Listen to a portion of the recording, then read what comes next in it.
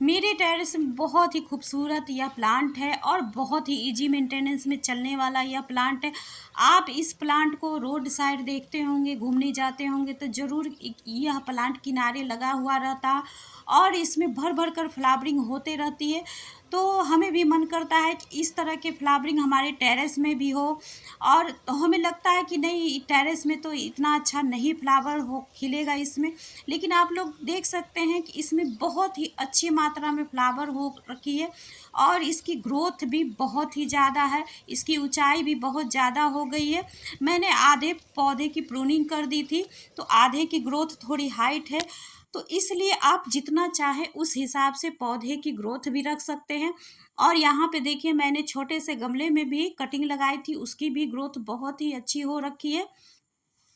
तो इस तरह से चांदनी का पौधा बहुत ही इजी मेंटेनेंस में चलने वाला पौधा है और बहुत ही जल्दी इसमें फूल भी आने लगते हैं। तो देखिए, मैंने यहाँ जितने भी कटिंग लगाई थी सारे की ग्रोथ भी हो गई है और उनमें कलियाँ भी बननी शुरू हो गई है। तो इस तरह से छोटे से ही पौधे में इनमें फ्लावरिंग भी होते रहती है और यह कोई हाइब्रिड नहीं है, यह देसी प्लांट है। तो इस तरह से आपको छोटे से ही प्लांट में फ्लावरिंग मिलते रहेगी और बहुत ही कम केयर में चलने वाला यह प्लांट है। सिर्फ इसको नमी वाली मिट्टी पसंद है, लेकिन इसकी मिट्टी में पानी जमा ना हो ऐसी मिट्टी बनाएंगे तो पौधा बहुत ही आसानी से चलेगा। तो यहाँ पे मैं कटिंग लगा कर दिखा रही हूँ।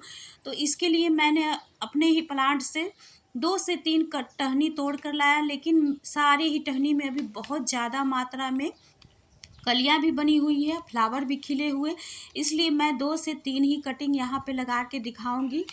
तो देखिए, मैंने यहाँ पे कटिंग को थोड़े से तिरछे काट दिया है। तो इस तरह से आप छोटे छोटे तरीकों को अपनाएंगे तो आपकी कटिंग बहुत ही आसानी से लग जाएगी और आप इसकी कटिंग को मई जून छोड़कर आप किसी भी महीने में लगाएंगे तो बहुत ही आसानी से लग जाएगी। बरसात में लगाएंगे तो बहुत ही ईजी तरीके से लग जाएगा। आप एक बार लगा देंगे, उसको ज़्यादा एक्स्ट्रा केयर करने की ज़रूरत नहीं पड़ेगी। लेकिन बाकी किसी महीने में आप लगाएंगे तो थोड़े से इसको एक्स्ट्रा केयर करनी पड़ेगी। तो यहाँ पे देखिए, मैंने कटिंग को थोड़ा सा स्क्रैच कर दिया है।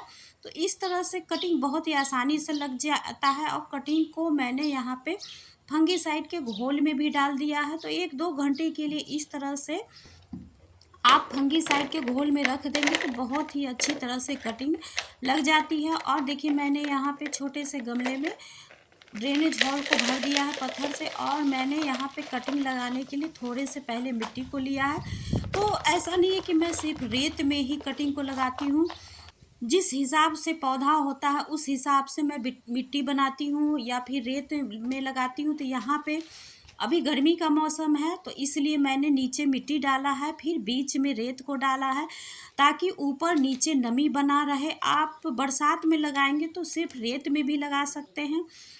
अभी गर्मी के मौसम में जब रेत में पानी सूख जाएगा, नमी नहीं रहेगी, तो कटिंग हिलने का बहुत ही चांस रहता है। तो इस तरह से आप कटिंग को लगाएं तो थोड़े से मिट्टी या कोकोपीट का उपयोग ज़रूर करें। और देखिए, यहाँ पे टहनी में नमी बना रहे इसके लिए मैंने केले का भी यूज किया है। तो इस तरह से केले में मैंने एक नोड एरिया तक केले में इसको लगा दिया है। तो इस तरह से टहनी में नमी बनी रहेगी और गर्मी में भी सूखने का चांस बहुत ही कम रहेगा, कटिंग लगने का बहुत ज़्यादा चांस रहेगा। तो इस तरह से छोटे छोटे तरीके को अपनाकर आप किसी भी मौसम में कटिंग को लगा सकते हैं।